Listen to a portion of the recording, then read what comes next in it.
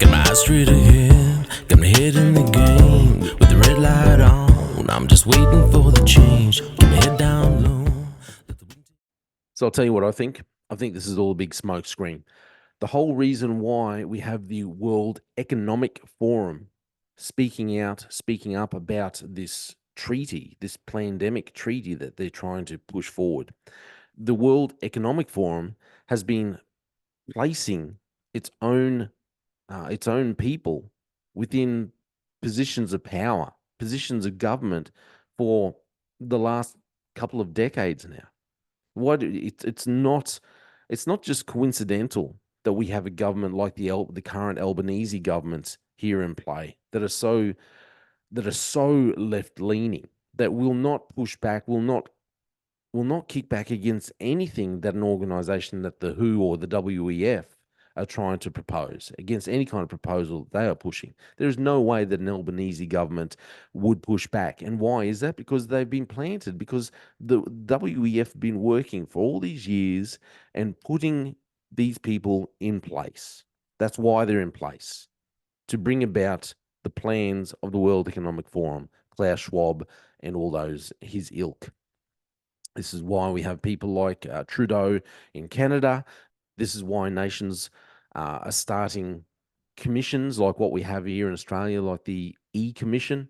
This is why we have all these people in place, why nations are starting up these organizations. This is why they could not have a Trump government. And this isn't a big pro-Trump speech, but there is no way you could have this being put in place now if you had a Trump government.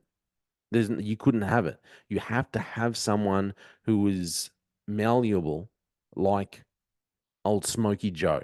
Okay, and let's be honest. Do we really think it's actually Smokey Joe's government that's actually in power at the moment, or is this just the third term for the Obama government? I happen to think it might be. There's no coincidence that it's all Obama's people who are actually working for Smokey Joe.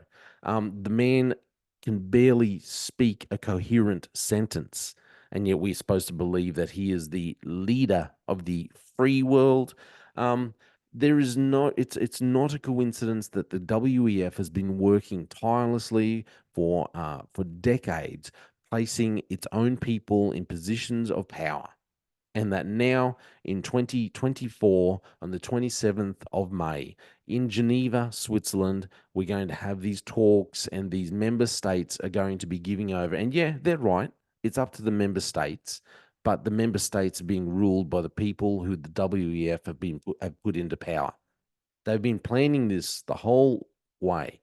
The whole reason why we have these big woke riots going on around the world, part of the reason why everyone's so focused on Israel, and everyone starts talking about genocide and it's all apartheid. We push this agenda, completely woke agenda, supporting woke arguments that don't. If you think about the arguments properly with a clear mind, they don't actually make sense. It doesn't really make sense what their arguments are. But we've pushed this woke agenda, trying to distract everyone from the big issues that are going on. And now the WEF has all its little leaders in place, all its, everyone who it's been raising up over the last couple of decades in their little World Economic Forum leadership board.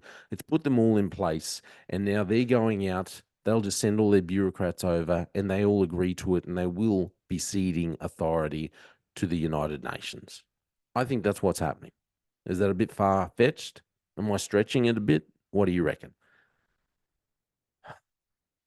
I think this is where we're going. I think this pandemic treaty is bad news. I think this is kind of marking the beginning of the end for these 194 member states. And I think we're all going to be looking back in the very near future and realizing that this has all just been a part of Klaus Schwab and the World Economic Forum's plan the whole time. And whoever's actually behind the World Economic Forum anyway, whoever the other puppet masters are who are actually controlling the WEF, whoever's controlling them. And this is all to bring about a global government, pushing for a global government.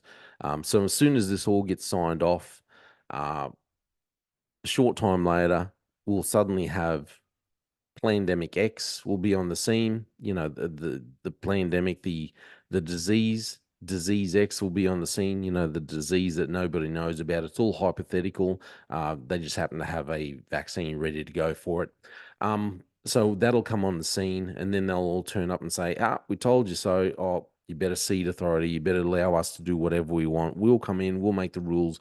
We'll tell you everyone's got to be locked down, or you better agree to it because, well, we also have control of the military, and we'll be able to enforce this upon the population, upon your population, because you have ceded authority, and because it was your right to agree or to not agree, and you could have walked away. But we also put all these people, all of our pawns, all of our what was the phrase? The useful idiots. We put the useful idiots in place, and now we have the authority to do what we want. That's where I think we're going. Let me know what you think. I know I'll get some useful comments. Also, I probably don't. I honestly don't think I'm going to get any more views out of YouTube, because they seem to completely shut down anything. I have to say these days. Anyway, it's funny. The best. I get more views from Apple Podcasts more than anything these days. So big shout out, thank you to Apple Podcasts for and all the people that listen on Apple. Anyway, I'm Jay Fallon. Thanks for listening to The Slippery Slope. They just fuel a desire that will take me higher. I'm on fire because nothing's going